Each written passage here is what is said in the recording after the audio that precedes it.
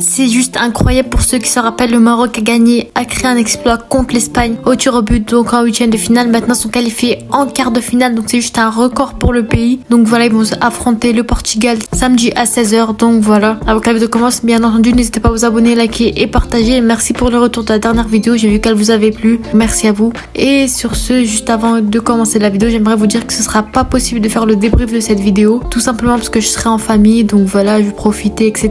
J'aurai pas le temps de faire le débrief ni le montage. Donc voilà, on se retrouvera pour les matchs d'après possible, Inch'Allah, s'ils se qualifient et gagnent contre le Portugal. Et sur ce, je vous dis bonne vidéo à tous. Donc on va parler de l'histoire du Maroc. Donc c'est la première fois qu'ils arrivent aussi loin en Coupe du Monde. En plus, c'est le dernier pays d'Afrique en lice, donc voilà, toute l'Afrique compte sur eux. Donc voilà, personnellement, moi je suis vraiment pour le Maroc dans cette Coupe du Monde. Je pense qu'ils peuvent le faire contre le Portugal. Donc voilà, je pense qu'ils ont vraiment le potentiel. Et on va parler de Maroc-Espagne. Donc le dernier match qu'ils ont fait, 0-0. Un match très compliqué qui, comme vous le savez, s'est terminé au tir au but avec un superbe exploit de Yacine Bounou dans le cage qui s'est pris aucun but. Et un très gros match de Amrabat. Donc voilà, ils ont gagné 3-0 au tir au but avec notamment la panenka de Hakimi à la fin. Donc voilà, c'était très risqué. Donc voilà, ils ont très bien joué ce match. Et ensuite, de l'autre côté, on a le Portugal qui a joué les huitièmes de finale contre l'équipe de Suisse avec une victoire 6-1. Donc voilà, c'est une très grosse équipe du Portugal. On n'en parle pas beaucoup, mais ils sont vraiment très bons depuis le début de cette Coupe du Monde. Ils ont d'ailleurs trouvé leur nouveau Cristiano Ronaldo. Gonçalo Ramos, âgé de 21 ans, donc l'attaquant du Benfica, il a marqué un superbe triplé contre la Suisse. C'est la première fois qu'on voit un triplé dans ce mondial, donc c'était juste incroyable. Et en face, on aura le droit à une très grosse équipe du Portugal. Et on sait que le Maroc, il peut le faire, même si ça va être beaucoup plus chaud que l'Espagne. En face, on a des joueurs comme Joao Félix,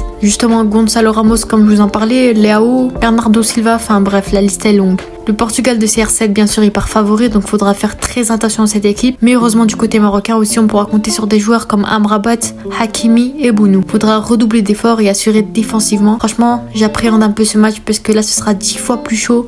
Mais je pense que c'est largement faisable. Comme pour l'Espagne, c'était compliqué, mais on l'a fait. Je crois en nos Marocains et je pense qu'ils peuvent le faire.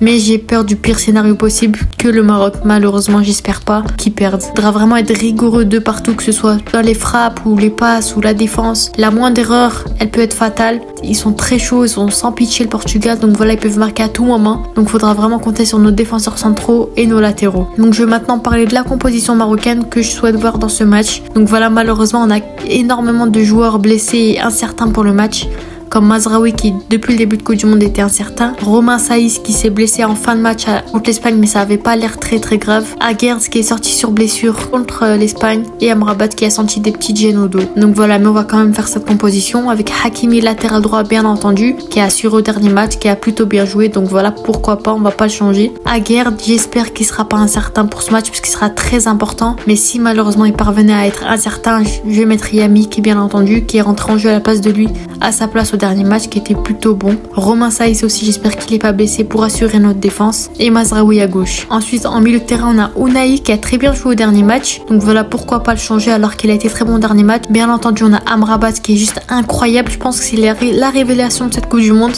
Franchement, après cette Coupe du Monde, je pense qu'Inch'Allah, il rejoindra un très bon club européen. Donc voilà, il a très bien joué ses matchs. Il a eu des très bonnes notes à quasiment tous ses matchs. Donc voilà, il s'en fout de l'adversaire, que ce soit n'importe qui, il peut très bien jouer. Et Sabiri, bien entendu. On a le droit à Mala, mais je pense que Sabiri peut être plus important, surtout offensivement. Ensuite, en attaque, on a Ziyech et Boufal en ailier qui ont assuré au dernier match. Surtout Boufal qui a été vraiment très bon. Et en pointe, on a En-Nesyri. Franchement, on a Bounou, il est incroyable. On va dire machallah pour pas lui porter l'œil, mais vraiment, il est juste incroyable, surtout à sa dernière performance. Il a pas beaucoup encaissé de but au dernier match. Et dans cette Coupe du Monde, tout simplement. Donc voilà, franchement, faut le mettre dans la cage. On a Hakimi, le sauveur du dernier match, avec sa belle panenka contre Unai Simons de l'Espagne. Donc voilà, il était plutôt bon, donc on va le mettre aussi.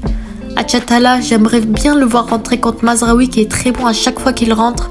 Le défenseur du Wydad, il se laissait pas faire, que ce soit Ferran Torres, De Bruyne, il était très bon et franchement je suis assez surprise. Donc voilà, comme quoi le championnat il veut pas forcément dire grand chose.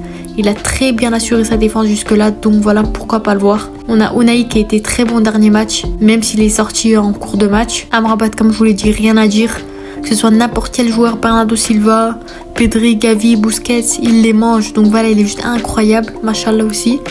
Boufal, il est très bon, il a fait un de ses meilleurs matchs de cette Coupe du Monde contre l'Espagne, donc voilà aussi, il faut l'aligner. Et En-Nesyri, surtout chez Dira, je comprends pas comment ils peuvent gaspiller autant de ballons. Franchement, il y a des fois, ils ont marqué des buts, enfin, En-Nesyri, il a marqué des buts, Mais contre l'Espagne, il a raté des occasions. Franchement, c'est une occasion à pas rater. C'est n'importe quoi. Un vrai attaquant, il l'aurait marqué. Hein. Mais bon, on n'a pas le choix. On va le mettre en pointe. J'espère qu'il assurera. Parce que lui, il fait un bon match sur 3 ou 2. Donc voilà, j'espère qu'il marquera un but ou qu'il assurera tout simplement. Et on a El Abdé. Donc voilà, il a réussi à se rattraper malgré sa très mauvaise performance en phase de poule. Où notamment on a vu son action où il rate son dribble, il rate complètement le ballon. Donc voilà, là ça va, il s'est plutôt bien rattrapé. Maintenant on passe à mon pronostic du match. Donc franchement, je pense que c'est soit une victoire du Maroc avec un gros exploit 1-0. Où là ce sera vraiment très très serré. Soit malheureusement une défaite du Maroc 2-0 pour le Portugal. Mais je pense pas que ce sera fini en match 3-2, 2-1. Je pense pas que ce sera serré de ce niveau-là. Mais si le Maroc fait un exploit, ce sera 1-0 peut-être. Voilà quoi, ou une défaite contre le Portugal 2-0, 3-0. Mais j'espère vraiment que ces Marocains ils seront solidaires, vraiment à fond. En plus on a des très bons supporters du côté marocain. Donc voilà, je compte vraiment sur eux.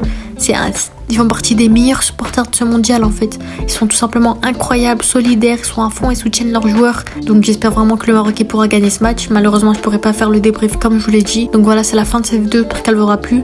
N'hésitez pas à mettre en commentaire votre pronostic de ce match. N'hésitez pas à vous abonner, liker et partager aussi. C'était Minou. Ciao.